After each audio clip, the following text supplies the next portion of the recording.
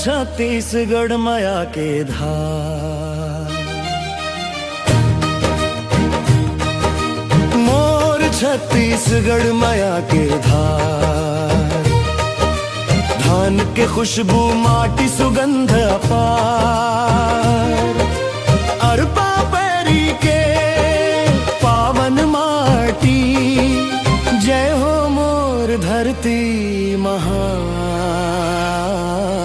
मोर छत्तीसगढ़ माया के धार, मोर छत्तीसगढ़ माया के धार, मोर छत्तीसगढ़ माया के धार, मोर छत्तीसगढ़ माया के धार।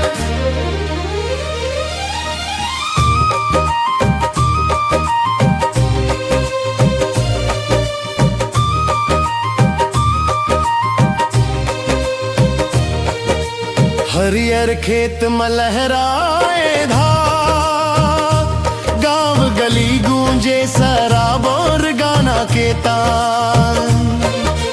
कर्मा सुवा नाचे संग संग, खुशी में झूमे सबो इंसान। खुशी में झूमे सबो इंसान। मोर छत्तीसगढ़ माया के धार, मोर छत्तीसगढ़ माया के धार, मोर छत्तीसगढ़ माया के धार।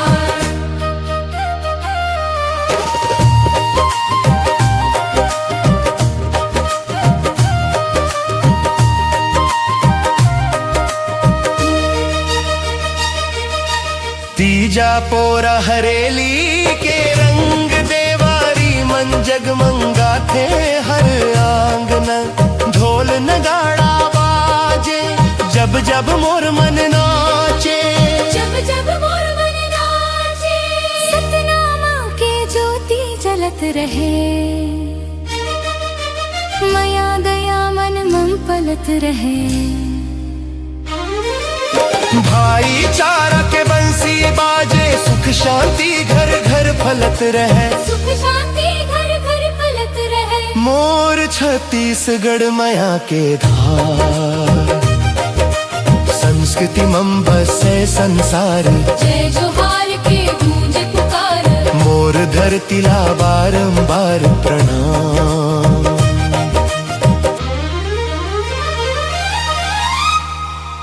मोर छत्तीसगढ़ माया के धार, मोर छत्तीसगढ़ माया के धार।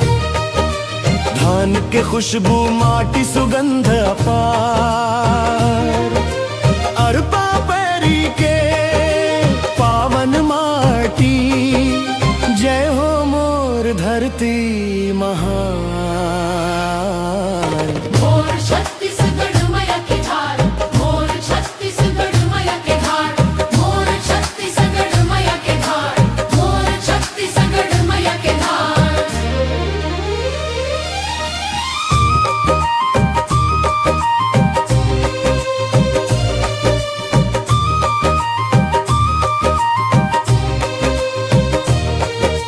हरियर खेत में लहराए धार, गांव गली गूंजे शराब और गाना के तान। कर्मा सुवा नाचे संग संग, खुशी में झूमे सबो इंसान। खुशी में झूमे सबो इंसान। मोर छत्तीसगढ़ माया के धार, मोर छत्तीसगढ़ माया के धार, मोर छत्तीसगढ़ माया के धार।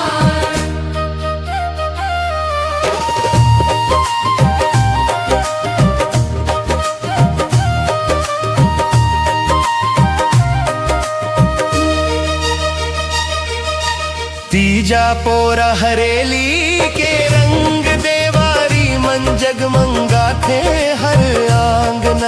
ढोल नगाड़ा बाजे, जब जब मोर मन नाचे।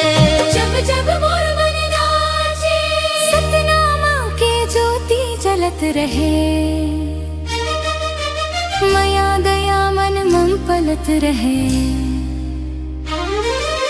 भाईचारा के बंसी बाजे, सुख शांति घर घर फलत रहे। सुख शांति घर घर फलत रहे। मोर छत्तीसगढ़ माया के धार, संस्कृति संस्कृति मम बसे संसार, जय जोहार के गूंजे पुकार, मोर धरतीला बारंबार प्रणाम।